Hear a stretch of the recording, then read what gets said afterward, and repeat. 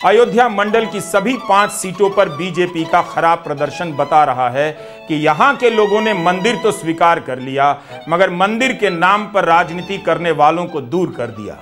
जनता का घर कर देना, ये तो राम नहीं बोले थे। राम का नाम क्या? राम का नाम इस तरह का अन्याय अत्याचार कितना? राम का नाम हमारे पास एक रोटी नहीं खाने के लिए कौन सा राम का नाम आ गया हमको देने के लिए। उत्तर प्रदेशेर अयोध्यार एमपी लल्लू सिंह एक सभाয় भाषण दिएছিলেন সংবিধানের উপর। তার মতে সংবিধান সংশোधन ও পরিবর্তন করা দরকার। 272 तो ही बन जाता है, लेकिन 272 की सरकार संविधान में संशोधन नहीं कर सकती, उसके लिए 2/3 बहुमत से अधिक चाहिए। লোকসভা ভোটে সবথেকে বড় স্লোগান ছিল জয় শ্রীরাম ও 400 পার। আর এই 400 পার কেন প্রয়োজন? যাতে কংগ্রেস সরকার অযোধ্যায় রাম মন্দিরে তালা লাগাতে না পারে। और मोदी 400 सीटें क्यों मांग रहा है?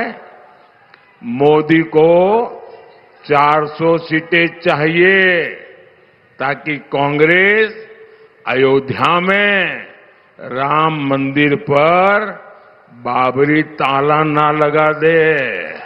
जब 400 पार की बात होती है तो जनता जनार्दन एक बात कहती है, जनता की ओर से आवाज आती है कि जो राम को लाए हैं,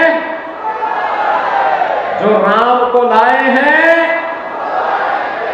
जो राम को लाए हैं। মানে এক কথায় বলতে গেলে বিজেপি সরকারের মোটিভ ছিল আমরা রামকে রক্ষা করব যাতে আমরা সাধারণ মানুষের কাছ থেকে ভোট পাবো। সনাতন ধর্মের সবথেকে বড় সাকসেস হলো রাম মন্দিরের পুনর্নির্মাণ, যেটা কোনো সরকার 500 বছর ধরে করে দেখাতে পারেনি। তো এত কিছু করা সত্ত্বেও রাম জন্মভূমি অযোধ্যায় বিজেপি সরকার কি করে হারলো?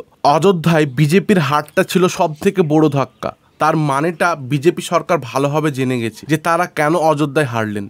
অযোধ্যার মানুষের কাছে একটা বিষয় ক্লিয়ার ছিল যে রাম মন্দির বানিয়েছে ঠিক আছে, কিন্তু যে ভগবান মানুষকে সৃষ্টি করেছে, যে ভগবান আমাদেরকে নিয়ে এসেছে, সেই ভগবানকে নাকি তোমরা সৃষ্টি করছো, সেই ভগবানকে নাকি তোমরা নিয়ে এসেছো। অযোধ্যার মানুষের বক্তব্য হলো বিজেপির হেরে যাওয়াটা নির্ধারিত ছিল। তারা রাম মন্দির বানালেও সাধারণ মানুষের খোঁজ খবর রাখেনি, যে কিভাবে তারা রাস্তায় থাকছে, কিভাবে কষ্টে তারা দিন কাটাচ্ছে, কেউ তাদের কথা শোনার লোক নেই। भाजपा का हारना तय था बिल्कुल। यहाँ के व्यापारी इतना ज्यादा परेशान है, उनको कोई देखने वाला नहीं। हम 1.5 साल से सड़क पे घूम रहे हैं। हम गरीब आदमी फुटपाथ पे रह रहे हैं, किराए के मकान पे रह रहे हैं, मेरा कोई सुनने वाला नहीं है। এছাড়াও অযোধ্যাবাসীরা বিজেপি সরকারের উপর দোষারোপ করে বলছে যে বিজেপি সরকার গরিবী হটানোর বদলে তারা গরিব মানুষদেরকেই হটিয়ে দিচ্ছে। गरीबी नहीं घटा रहे हैं, गरीबों घटा रहे हैं। गरीबों घटा दीजिए, काम खत्म, गरीबी अपने आप खत्म हो जाएगी। जनता का घर कर देना, ये तो राम नहीं बोले थे। राम का नाम क्या? राम का नाम इस तरह का अन्याय अत्याचार कितना? राम का नाम हमारे पास एक रोटी नहीं खाने के लिए कौन सा राम का नाम आ गया हमको देने के लिए। देखिए, राम ये कहे हैं कि घर तोड़ दीजिए, गरीबों को और गरीब बना दीजिए, ये तो नहीं कहे राम ना, ये नहीं कहे हैं राम। अयोध्या की राम की नगरी में सारे लोग अभी ठंडक के समय में अपने घर में रहते थे, फुटपाथ पे सो रहे हैं। इसको कोई ध्यान दे रहा है? हर ठंडी में कंबल बंटता था। आज तो व्यापारी जो कंबल बेचने वाला था वो कंबल के लिए तरस रहा है, भोजन के लिए तरस रहा है। किस हिसाब से आप कह रहे हैं कि अच्छा काम हो रहा है? হয়তো রাম মন্দিরের পুনর্নির্মাণ বিষয়টা হিন্দু ধর্মের সবথেকে বড় জিত হলেও অযোধ্যাবাসীদের কাছে কিন্তু সম্পূর্ণ আলাদা। কারণ আপনি দূর থেকে এই বাংলায় বসে ভাবছেন সত্যি বিজেপি সরকার একটা কাজ করে দেখিয়ে দিয়েছে, যেটা কেউ 500 বছর ধরে করতে পারেনি, সেটাই বিজেপি সরকার করে দিয়েছে। তারা অযোধ্যায় রাম মন্দিরের পুনর্নির্মাণ করেছে। সেই জন্য মানুষ এখন মোদি আর যোগীর ভক্তে পাগল। আর তাই নিয়ে আপনি সেলিব্রেশন করে বেড়াচ্ছেন, রাস্তায় রাস্তায় জয় শ্রীরামের নারা দিয়ে বেড়াচ্ছেন। একবারও কি ভেবে দেখেছেন আপনার সনাতন ভাই অযোধ্যাবাসীর অবস্থা কি? कोई वैल्यू नहीं है। महसूस किया, सब गरीब रो रहे हैं। कितने लोग मर गए, नहीं सुने हैं कि कितने लोग फांसी लगा रहे हैं, मर जा रहे हैं।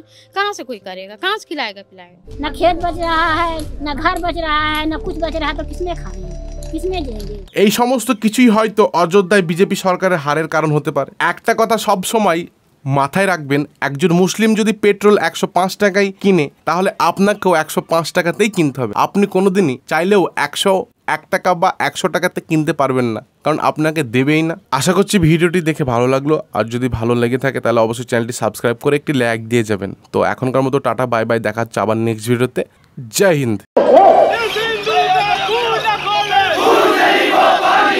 ये तो पहले झांक बाकी है, काशी मथुरा बाकी है। अयोध्या मथुरा काशी में छोड़ो, दिल्ली की जामा मस्जिद तोड़ो। जैसे कोई आदमी खा लिया कोई नशा जब तक उसके शरीर में रहेगा तब तक कोई भी क्रिया कर सकता है। पागल भी हो सकता है, अटैक भी कर सकता है, स्वयं की आत्महत्या कर सकता है। ये सब उन्माद होते हैं, विचार चिंतन ये सब नष्ट हो जाते हैं।